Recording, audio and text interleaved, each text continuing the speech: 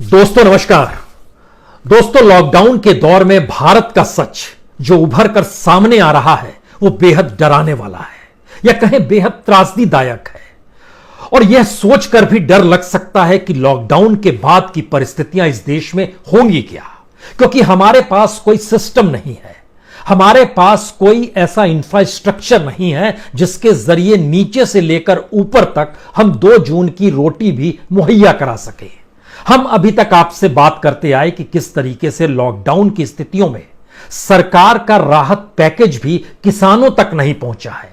हमारे पास एक लंबी फहरिस्त अलग अलग राज्यों के अलग अलग गांवों से लगातार आई है और जिसका जिक्र हमने पिछले एपिसोड में भी किया कि किस तरीके से सरकार कह रही है पैसा दे दिया गया, लोग कह रहे हैं पैसा नहीं आया, लेकिन कोई देखने वाला नहीं है। लेकिन सवाल इतना भर नहीं है, सवाल इसके आगे का है।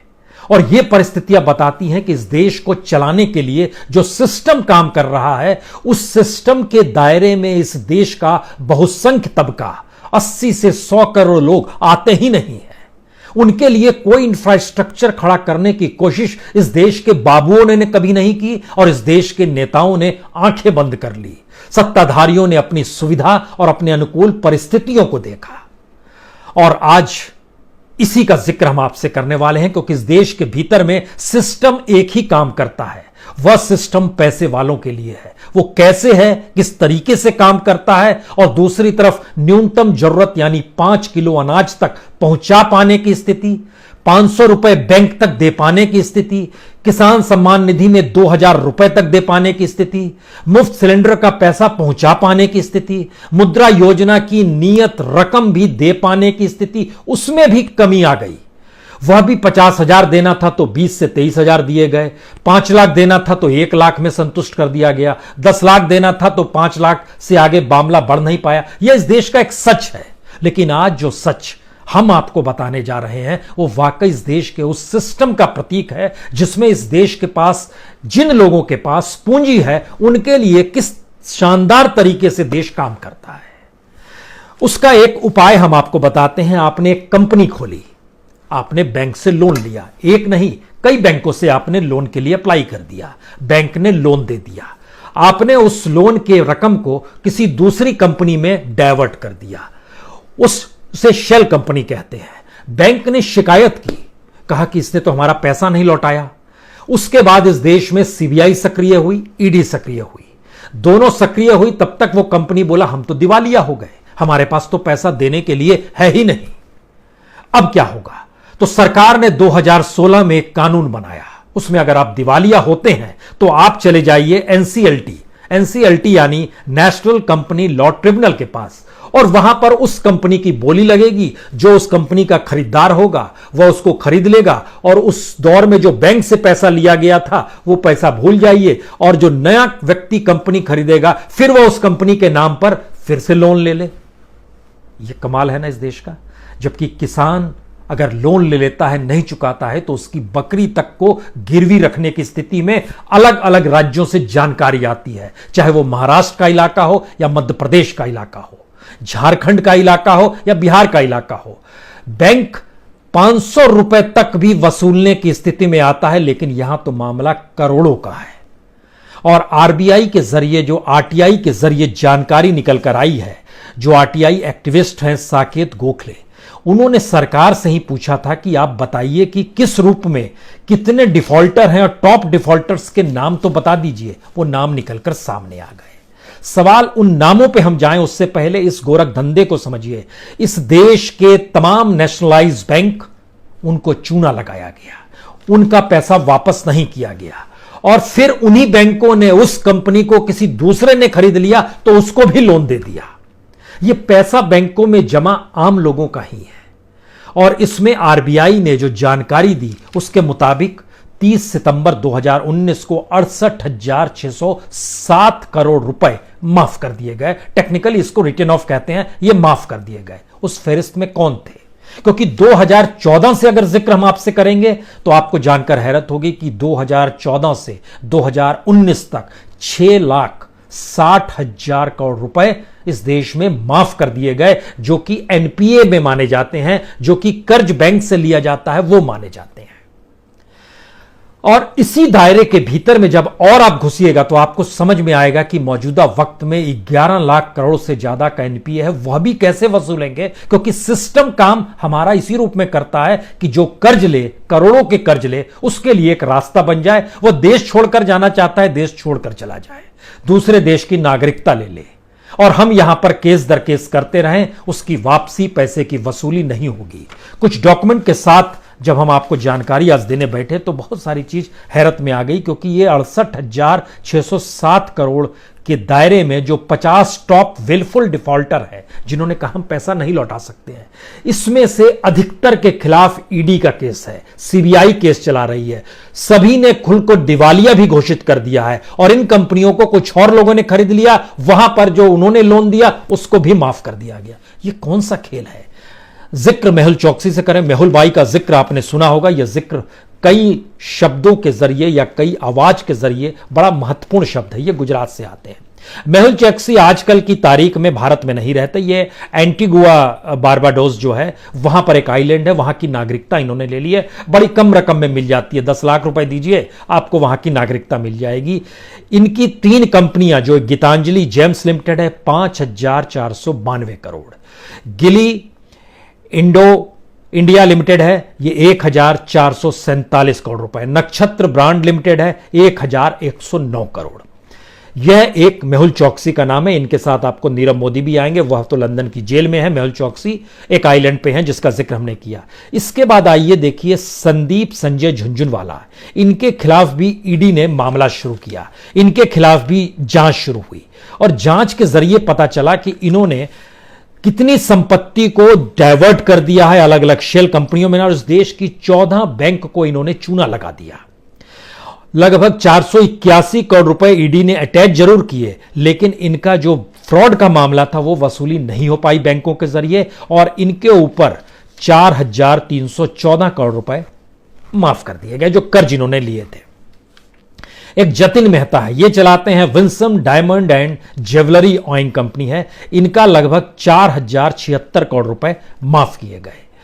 सीबीआई इनके खिलाफ भी बैंक फ्रॉड का मामला कर रही है, यह भी इस देश को छोड़ गए और बाल्कन के किसी इलाके में जो साउथ ईस्ट यूरोप में आता है, बाल्कन कंट्री जो कहते हैं, मॉन्ट्रियागो नाम की एक कंट्री है, वहां पर ये रह रहे हैं, उनका यहां पर माफी हो गया। कोठारी ग्रुप में रोटोमैक कानपुर के हैं जो कलम बनाते हैं, 2,850 करोड़ रुपए का माफ हो गया।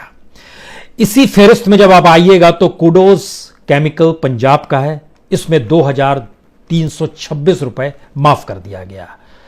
इसमें जूम डेवलपर्स प्राइवेट लिमिटेड जो है, जूम डेवलपर्स किसका है यह भी आपको समझना होगा कि आखिर इनके साथ क्या माफ किया गया। इनके खिलाफ भी कुछ मामले चल रहे थे, ये ग्वालियर के हैं, इनका केस भी चल रहा था, 2,012 करोड़ रुपए इनका भी माफ कर दिया गया। अहमदाबाद के एक है Harish R Mehta, forever precious jewellery diamond private limited चलाते हैं, और इनका 1,962 करोड़ रुपए इनका माफ कर दिया गया। इसी फेरिस्त में हमने जब परखना शुरू किया कि असल में ये एक तरफ सीबीआई भी जांच करती है, ईडी भी जांच करती है, और ये सारी, तो एक केस तो ये है। एक दूसरा केस और महत्वपूर्ण है जिसको हम एक खास तौर से आपके लिए लेकर आए हैं, उसके बारे में जानकारी जो हासिल की है, उससे पहले जरा समझने की कुछ और कोशिश की जाए। 14 बैंकों को चूना लगाया ट्रांसट्रॉय इंडिया लिमिटेड ने, खुद को दिवालिया 2018 में घोषित कर दिया, और उसकी आज की तारीख में 1,790 करोड़ रुपए माफ कर दिए गए। सूर्या विनायक इंडस्ट्री जो है, इस पर मनी लॉन्ड्रिंग का केस चला, अलग अलग बैंकों को, इसने 17 बैंकों को इस देश में चूना लगाया, 2,240 करोड़ रुपए इसके माफ कर दिए। ईडी भी इसके खिलाफ था, सीबीआई भी कर रही थी, और इन सब के बीच मनी लॉन्ड्रिंग 2,240 करोड़ का था और माफी हो गई 1,783 करोड़ की।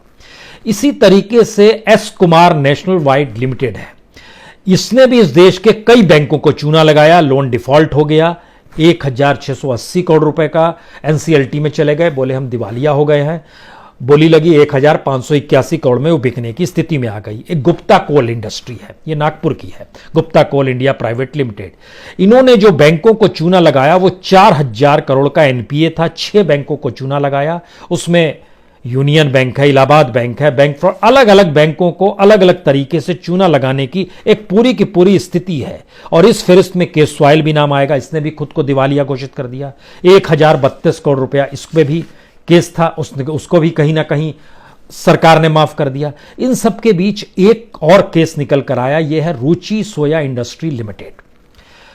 यह बड़ा इंटरेस्टिंग केस है। इसलिए यह इंटरेस्टिंग केस है क्योंकि इसको पतंजलि ने खरीदा, जो बाबा रामदेव और बालकृष्ण ग्रुप आते हैं, इनको इन्होंने खरीद लिया। और रुचि सोया जो अपने तौर पर था, इसने खुद को दिवालिया घोषित कर दिया। दिवालिया घोषित करने के बाद इसकी बोली लगी। इसकी बोली लगाने में सबसे आगे चल रहे थे अडानी ग्रुप, लेकिन बाद में अडानी ग्रुप ने खुद को पीछे कर लिया। और अडानी ग्रुप ने जब खुद को पीछे किया तो बाबा रामदेव की पतंजलि ग्रुप ने जो बोली लगाई, उसके जरिए इन्होंने इसको खरीद लिया। और संयोग यह है कि इस पर जो वसूली करनी थी रुचि सोया से, वो 9,300 करोड़ रुपए की करनी थी, लेकिन ये एनसीएलटी में चली गई। दिवालिया घोषित किया, बाबा रामदेव ने बोली लगवाई, वहां पर इसको खरीद लिया गया। और यह खरीदने की स्थिति में ये डाटा बतलाता है कि रुचि सोया को जो लिया गया, इसमें जो माफी हुई है ये 2,212 करोड़ की। अब आप सोचिए, किसी कंपनी को जो खरीदा गया, वो कंपनी को खरीदा गया लगभग 4,000 करोड़ में, 4,350 करोड़ में। और फिर जब लोन लिया गया तो उसमें 2,212 करोड़ रुपए लोन माफ कर दिए। अलग अलग बैंकों से यहां भी लोन लिया गया। एसबीआई से 1,800 करोड़ लोन लिया गया, सेंट्रल बैंक ऑफ इंडिया से 816 करोड़ का लोन लिया गया, पंजाब नेशनल बैंक 743 करोड़ का लोन लिया गया, standard and chartered bank 608 crore का लोन लिया गया।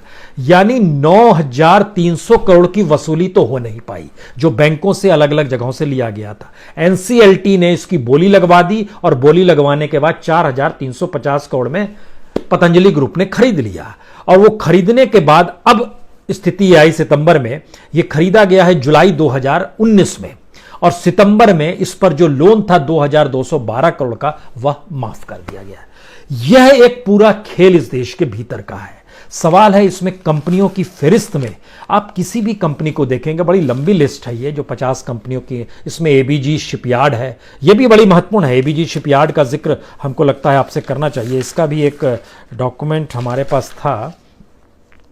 एबीजी शिपयार्ड जो है, यह भी अलग अलग बंदरगाहों पे काम करती है, और इसके जरिए भी यह भी कई चीज़ों में फंसती चली गई, और उसके बाद यह कंपनी भी चल नहीं पाई। और एबीजी शिपयार्ड जो अहमदाबाद से चलने वाली है, इसके ऋषि अग्रवाल हैं, इन्होंने भी बैंकरप्सी के लिए अप्लाई कर दिया और 1,875 करोड़ रुपए इनको माफ कर दिए गए। ये अलग अलग तौर पे कैटेगरी है। इस दौर में लगभग आप ये सोचिए कि जिन कंपनियों ने लगभग 5,000 करोड़ के चक्कर में अलग अलग जगह लोन लिया, वैसी 3 कंपनियां ज़्यादा हैं। इसी तरीके से अलग अलग कैटेगरीज है, लेकिन हमको लगता है कि आप लोग को कंपनियां जाननी चाहिए। आज इस कंपनियों की फहरिस्त में किंगफिशर एयरलाइन लिमिटेड भी है, जो कि विजय माल्या का है।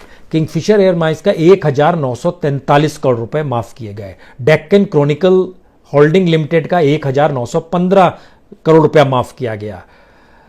सूर्या विनायक इंडस्ट्री लिमिटेड 1,783 करोड़ रुपया माफ किया गया। सिद्धि विनायक लॉजिस्टिक लिमिटेड 1,318 करोड़ रुपया माफ किए गए। Indian Technomac company limited 1,091 crore रुपए माफ किए गए। इसी तरीके से KSY limited, Nakoda limited, coastal project, Parekh Aluminex, first leasing co limited India, Concast steel and power limited, Sterling oil resources limited, Sterling biotech limited, action Ispat and power private limited, diamond power infrastructure limited, Surana corporation limited, Indu project limited, एरास infrastructure project limited, Shri Ganesh jewellery house limited, Electrotherm limited, ये सारी कंपनियों के नाम हैं जिन्होंने बैंकों से लोन लिया, सरकार ने माफ कर दिया। इस फहरिस्त में हमने जब अध्ययन करना शुरू किया कि 2014 के बाद से 2019 तक अगर 6,60,000 करोड़ रुपए माफ किए गए तो कितनी कंपनियां होंगी। आप कल्पना कीजिए कि 750 से ज्यादा ऐसी कंपनियां हैं जिन्होंने 1,000 करोड़ तक का लोन लिया है, उनको माफ कर दिया गया। यानी इस देश के भीतर में राशन दुकान से 23 करोड़ लोगों को राशन मिल जाए, उसके लिए सरकार को खर्च लगभग 1 लाख करोड़ से ज्यादा का नहीं करना होगा, जो उन्हें फ्री ऑफ कॉस्ट 3 महीने दे दिया जाए। लेकिन यहां पर तो 6 लाख करोड़ रुपए यूं ही माफ कर दिया जाता है।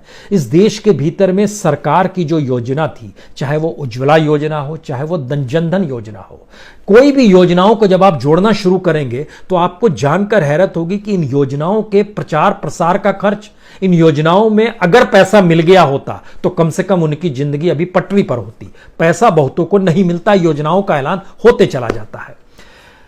उन सब को भी जोड़ दीजिएगा तो इस देश के भीतर में सिर्फ और सिर्फ 75 ऐसे लोग हैं जिन्होंने बैंकों से जो लोन लिया और बैंकों को नहीं लौटाया और खुद को दिवालिया घोषित कर दिया, देश छोड़कर भाग गए। उसी रकम को अगर डाइवर्ट कर दीजिए तो उस रकम में ये सारी योजनाएं इस देश के भीतर की आ जाएगी, जिसको हम लोग वेलफेयर स्कीम कहते हैं। तो हमारे यहां का इंफ्रास्ट्रक्चर इस बात की इजाजत देने की स्थिति में नहीं आ पा रहा है। और जो डर लॉकडाउन के बाद की स्थिति का है, यह इसलिए है क्योंकि इस देश में रोजगार को लेकर कोई स्थिति थी नहीं, इकोनॉमी को लेकर कोई सोच थी नहीं। वो लगातार डाइल्यूट होती चली गई। सरकार अपने तौर पर पूंजी काम करती रही और ब्यूरोक्रेट्स की एक ऐसी टीम काम करती है जो सरकार को इस बात का एहसास कराती है कि आप लाल दीवारों में ही बैठे रहिए और सब कुछ बाहर ठीक है। बीडीओ से लेकर कलेक्टर होते हुए अगर आप सेक्रेटरी लेवल के ब्यूरोक्रेट्स तक की स्थिति में झांक कर देखिएगा तो ये सिर्फ यस मैन होते हैं। और यस मैन कहते हुए निचले स्तर से लेकर जो जो रिपोर्ट बनती है उन्हें पता है अगर नेगेटिव रिपोर्ट भेज देंगे कि स्थिति अनुकूल नहीं है तो हो सकता है कोई सत्ता वाला विधायक हो, मंत्री हो, मुख्यमंत्री हो, प्रधानमंत्री हो, कोई हो, वो रूठ भी सकता है। एक दूसरा, रूठेगा नहीं तो बोलेगा आपको काम करना होगा, तो काम कौन करेगा? तो सब कुछ ठीक चल रहा है। यह एक गजब की पाइपलाइन है जो नीचे से ऊपर तक चलती है, ये बताते हुए कि नीचे सब कुछ ठीक चल रहा है और उसके पैरेलल में एक भी शिकन चेहरे पर नहीं आती है, ये कहते हुए कि हमने 6,60,000 करोड़ 6 साल में माफ कर दिए और इस बार जो हमने फेरिस्त जारी की है 68,000 करोड़ की, उसकी फेरिस्त में ऐसे ऐसे लोगों के नाम है जो इस देश को छोड़कर भाग गए, लेकिन हम बेफिक्र हैं। सवाल है कि यह एनसीएलटी कानून भी क्यों बना? एनसीएलटी कानून बना कि जो कंपनियां चल रही है उन कंपनियों को दिवालिया घोषित करने की एक सुविधा हो जाए। उस कंपनी, बड़ी कंपनी को खरीदने के लिए कोई दूसरा ग्रुप सामने आ जाए और उस कंपनी की बोली बड़ी न्यूनतम में लगने लगे और न्यूनतम में लगाने के बाद वो एसेट ट्रांसफर दूसरे में हो जाए, फिर बैंक उसको लोन दे दे। यानी हमारी इकोनॉमी की साइकिल जो है, इस देश के खून पसीने की कमाई के बाद बैंकों में जमा रकम और उस रकम को कर्ज के दौर पर रईसों को देना, और रईसों के रईसी में कोई कमी नहीं आती है। जिन कंपनियों के हमने नाम लिए, इन कंपनियों के तमाम प्रोप्राइटर्स, ऐसा कोई नहीं है कि फक्कड़ हो गया, मुफलिस हो गया, वो दिवालिया घोषित हो जाता है लेकिन रईसी में रहता है। ये खेल कैसे समझ में आएगा किसी को? उसको आटे दाल की फिक्र नहीं है, उसको चार्टेड की फिक्र है, उसको दुनिया के किस देश में किस रईसी से रहना है इसकी फिक्र है।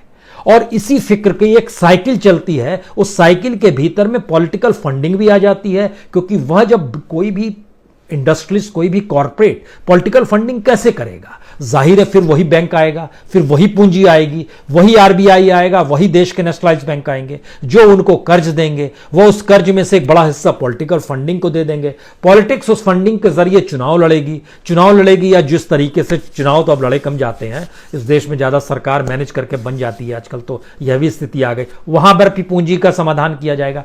यानी सिस्टम क्या है हमारे यहां? सिस्टम बड़ा साफ है अपने यहां। अगर आपके पास पैसा है तो आपके लिए वो तमाम नियम कायदे मैटर नहीं करते हैं, क्योंकि इस देश की इकोनॉमी को अब अगर आप समझना चाहते हैं तो इसके लिए अब हमें लगता है कि इस देश के सामने जो संकट आने वाला है उसमें आप कल्पना कीजिए कि डिसइन्वेस्टमेंट करना था, टारगेट रखा गया था 2 लाख करोड़ से ज्यादा का। अब आप कैसे भेजेंगे? आपको बीपीसीएल सबसे ज्यादा भेजने थे 52 करोड़ में। बीपीसीएल की स्थिति इतनी नाजुक हो गई है, उसको कोई खरीदार नहीं मिलेगा, क्योंकि दुनिया के टॉप मोस्ट जितनी भी ऑयल कंपनियां हैं वो दिवालिया हो गई है। अब आप कैसे खरीदेंगे? ऑयल मार्केटिंग कंपनियों में टॉप 10 में अमेरिकन कंपनी भी आती है जो कि whitening petroleum and eco energy, उसका पार्टीशन अमेरिका के साथ है, गवर्नमेंट के साथ है, वह दिवालिया हो गई। तो आपके बीपीसीएल को कौन खरीदेगा? एयर इंडिया कैसे खरीदेगा? क्योंकि इंडियन एविएशन की स्थिति यह हो गई है कि पिछले एक महीने के भीतर में, जो 1-1.5 महीने सफर नहीं हुआ है, लगभग 22 से 27 हजार करोड़ का नुकसान उसको हो गया है। और हर लेवल पे हुआ है, एयरपोर्ट फर्म्स में हुआ है, ग्राउंड हैंडलिंग में हुआ है, एयरपोर्ट रेस्तरां में हुआ है, हर जगह हुआ है। और बीपीसीएल जैसी कंपनी तो भारत में सबसे बड़ी रिफाइनरी के तौर पर है, जो 15% टोटल रिफाइनिंग की कैपेसिटी है उसको एनुअली। इंडिया में वो तकरीबन 38.3 million metric ton per annum वो रिफाइन करती है, वह भी बिकने की स्थिति में। इसका मतलब है कि आप ना तो डिसइन्वेस्टमेंट कर पाएंगे, ना आप इंडस्ट्रीज को चला पाने की स्थिति में है, ना आप कॉरपोरेट के जरिए उस स्थिति को क्रिएट कर पाएंगे जिसमें इकोनॉमी का चक्का घूमने लगे। तो फिर वो लेबर्स कहां जाएंगे, जिसका सीएमआई का डाटा है कि एक महीने के भीतर में 15 करोड़ से ज्यादा लोग इस देश में अब पूरी तरह बेकार हो गए, उन्हें काम नहीं मिलने की स्थिति है। और इस देश के 40 करोड़ जो वर्कर्स हैं, जो माइग्रेंट वर्कर्स हैं, दिहाड़ी मजदूर हैं, टोटल वर्कर्स हैं, उनमें से लगभग 25 करोड़ कैसे लौटेंगे, अब उनके पास कोई स्थिति नहीं बन पा रही, क्योंकि हमारी इकोनॉमी का चक्का नहीं घूम पा रहा है। और अलग अलग रिपोर्ट, चाहे वो फिक्की की रिपोर्ट है, चाहे सीआईआई की रिपोर्ट हो, ये बताने के लिए काफी है कि किस तरीके से पूरी इंडस्ट्री का चक्का घुमा हुआ है। अब सवाल है कि इसको पटरी पर लाया कैसे जाए और पटरी पर लाएगा कौन? ये जानकारी भी हम लोग फ्लोट नहीं कर पा रहे हैं। इस देश के मीडिया का सच तो हम लोग बार बार जिक्र करते हैं, क्योंकि जनता की जरूरत, उसकी जरूरतों का जीवन, उसकी खबरों को कहीं उस तक जोड़ने की स्थिति में भी हम लोग नहीं आ पा रहे हैं। और सरकार अपने तौर पर जिन जिंदगी को जीती है, उसमें इस बात को तो पहले आप ये सच मान लीजिए कि इस देश के पॉलिटिशियंस के सरोकार आम लोगों से नहीं होते हैं। जो संसद में बैठ गया उसके लिए जिंदगी का भत्ता जो है उसको सुविधाओं से लेप देगा, और उसके पास जो पावर है वो विशेषाधिकार तबके में आ जाएगा। तो फिर कोई मतलब ही नहीं है, बेकार की बात है माइग्रेंट लेबर्स का जिक्र करना उस सरकार के सामने, दिहाड़ी मजदूरी का जिक्र करना, राशन दुकानों का जिक्र करना, 4 किलो चावल मिल जाए इसका जिक्र करना, 2 जून की रोटी, कोई मतलब नहीं है, क्योंकि वो समझ ही नहीं पाएंगे। वो एक ऐसी स्थिति में है जहां पर हो सकता है उनके जुबान से निकल जाए, अच्छा रोटी नहीं है, वाकई आप केक क्यों नहीं खा लेते, हो सकता है यह स्थिति इस देश के भीतर में आ जाए। यह फेरिस्त क्योंकि एक ऐसे साइकिल को बताती है जो बहुत साफ तौर पर कह रही है कि अब इस देश की जो इकोनॉमी है वह संकट में आ रही है। अडानी पावर, इस क्वार्टर में जानकारी आई कि उसको लगभग 1312 करोड़ का घाटा हुआ। वो तो सरकार के करीब की है, लेकिन इकोनॉमी का चक्का नहीं चलेगा तो कैसे होगा। एचडीएफसी लाइफ, उसमें 14% की गिरावट आ गई। इन्वेस्टमेंट इनकम वो लगातार कम हो रहा है। और इन सब के बीच जो अलग अलग तरीके से अब कंपनियां बिकने की स्थिति में कैसे आ रही है, जैसे इंफ्रास्ट्रक्चर डेवलपर हैं, शाहपुर जी डेवलपर के तौर पर जाना जाता है, उन्होंने अब जो ग्लोबल इन्वेस्टमेंट फर्म है केकेआर, उसको अपने 5 सोलर एसेट को बेचा है, वो तकरीबन 1554 करोड़ में। और 159 मेगावाट महाराष्ट्र में निकलता था, 148 मेगावाट तमिलनाडु का, वो बेच दिया। अगर उनसे 1 साल पहले कहते कि बेच दे की स्थिति में है और दूसरा खरीदार मिल रहा, नहीं बेचते। नाजुक स्थिति समझिए, और इसके लिए हमारे पास कोई प्लान नहीं है, कोई योजना नहीं है। और योजना सिर्फ इतनी है, पैसा है, बैंक से लोन लीजिए, बैंक से लोन लीजिए, उस पैसे को किसी दूसरी जगह इन्वेस्ट कीजिए, उस दूसरी जगह की जानकारी किसी को मत दीजिए, वह आपके अपने परिवार के रईसी में खर्च होगा।